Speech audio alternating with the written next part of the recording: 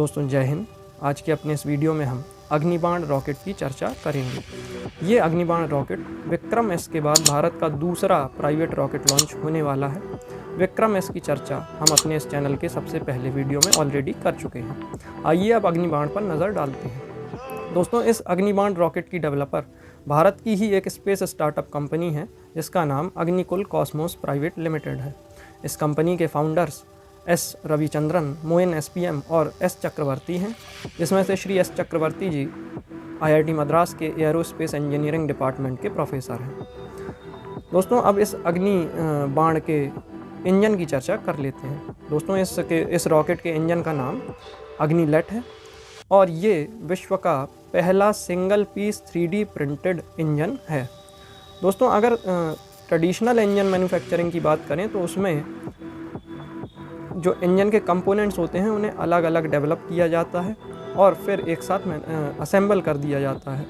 इस traditional engine manufacturing में लगभग 6 महीने या उससे ज़्यादा का भी समय लग जाता है, परंतु यहाँ पे एक बार में ही पूरा इंजन 3D प्रिंटिंग के ज़रिए मैन्युफैक्चर किया गया है और इस सिंगल पीस इंजन को बनाने में मात्र 20 दिन का समय लगा, जो एक स्पेस इकोसिस्टम में एक बहुत बड़ा इनोवेशन के तौर पर भी देखा जा रहा है, जिसमें समय की काफ़ी बचत हुई है।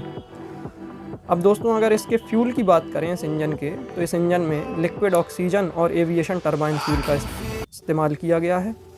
इसके अलावा ये भारत का पहला semi cryogenic engine powered rocket launch होने वाला है।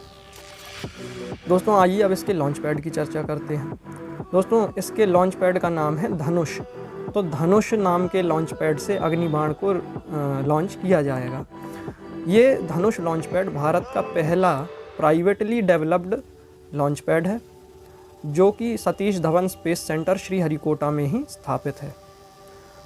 दोस्तों इसके अलावा ये अग्निकुल कॉस्मोस लिमिटेड इसरो के साथ इन स्पेस इनिशिएटिव के तहत एग्रीमेंट करने वाली भारत की पहली कंपनी है और इस एग्रीमेंट के अंतर्गत इसे इसरो के एक्सपर्ट्स की सहायता भी मिली है इस रॉकेट को डेवलप करने में।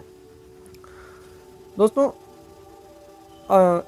इस कंपनी के फाउंडर्स से लगातार एक सवाल पूछा जा रहा था कि इनके रॉकेट का साइज़ छोटा है और क्यों कोई कंपनी अपने सैटेलाइट लॉन्च के लिए इनको ऑर्डर दे, क्योंकि रॉकेट छोटा है तो ये पेलोड भी, जो पेलोड साइज़ होगा जैसे कि सैटेलाइट है तो ये स्मॉल सैटेलाइट को ही लॉन्च कर पाएगा।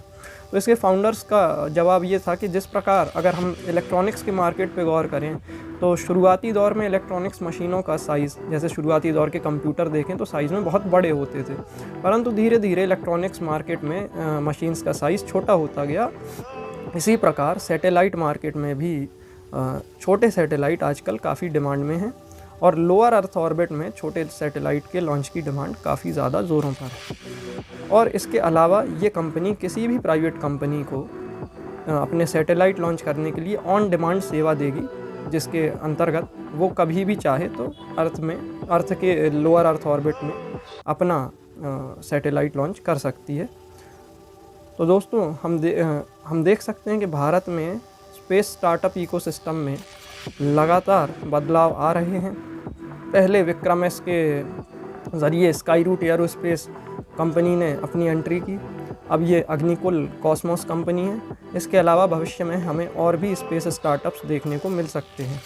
आशा करता हूँ कि ये स्पेस स्टार्टअप्स भारत के स्पेस प्रोग्राम को एक नई दिशा देंगे और भारत को एक विकसित राष्ट्र बनाने में महत्वपूर्ण भूमिका अदा करेंगे। जय हिंद।